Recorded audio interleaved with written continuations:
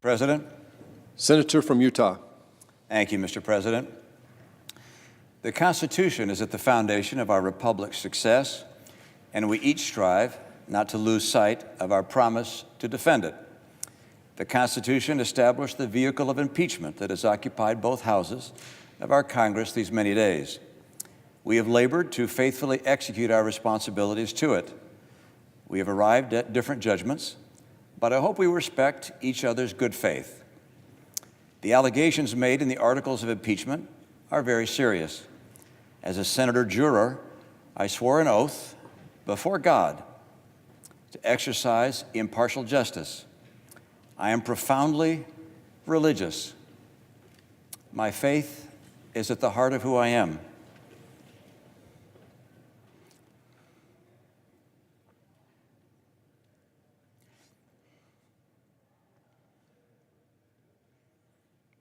I take an oath before God as enormously consequential. I knew from the outset that being tasked with judging the president, the leader of my own party, would be the most difficult decision I have ever faced. I was not wrong. The House managers presented evidence supporting their case, and the White House counsel disputed that case. In addition, the president's team presented three defenses. First, that there could be no impeachment without a statutory crime. Second, that the Biden's conduct justified the president's actions. And third, that the judgment of the president's actions should be left to the voters. Let me first address those three defenses. The historic meaning of the words high crimes and misdemeanors, the writings of the founders, and my own reasoned judgment convinced me that a president can indeed commit acts against the public trust that are so egregious that while they are not statutory crimes, they would demand removal from office. To maintain that the lack of a codified and comprehensive list of all the outrageous acts that a president might conceivably commit renders Congress powerless to remove such a president defies reason. The President's counsel also notes that Vice President Biden appeared to have a conflict of interest when he undertook an effort to remove the Ukrainian prosecutor general. If he knew of the exorbitant compensation his son was receiving from a company actually under investigation, the vice president should have recused himself. While ignoring a conflict of interest is not a crime, it is surely very wrong.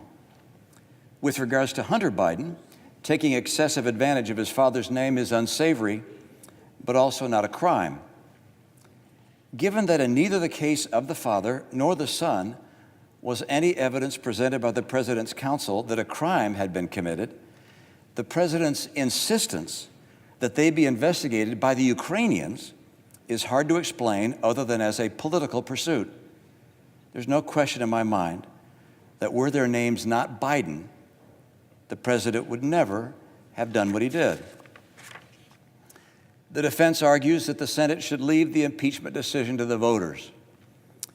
While that logic is appealing to our democratic instincts, it is inconsistent with the Constitution's requirement that the Senate, not the voters, try the president. Hamilton explained that the founders' decision to invest senators with this obligation rather than leave it to the voters was intended to minimize, to the extent possible, the partisan sentiments of the public at large. So the verdict is ours to render under our Constitution. The people will judge us for how well and faithfully we fulfill our duty.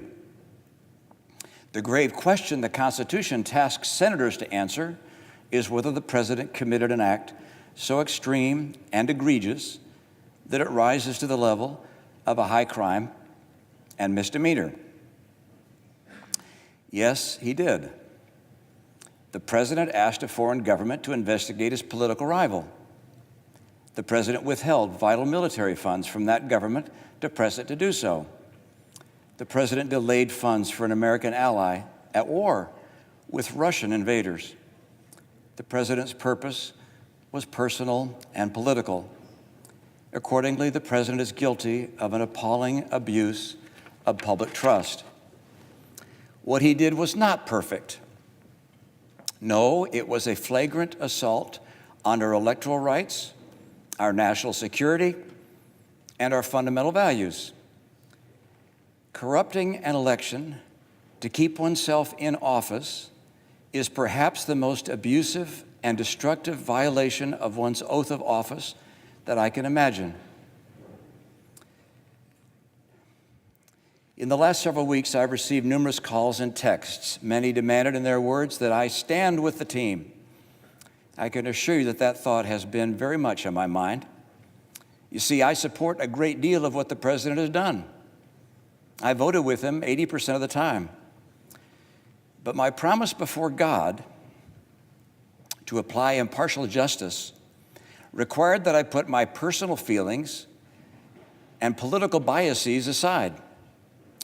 Were I to ignore the evidence that has been presented and disregard what I believe my oath and the Constitution demands of me for the sake of a partisan end, it would, I fear, expose my character to history's rebuke and the censure of my own conscience. I'm aware that there are people in my party and in my state who will strenuously disapprove of my decision, and in some quarters I will be vehemently denounced. I'm sure to hear abuse from the president and his supporters.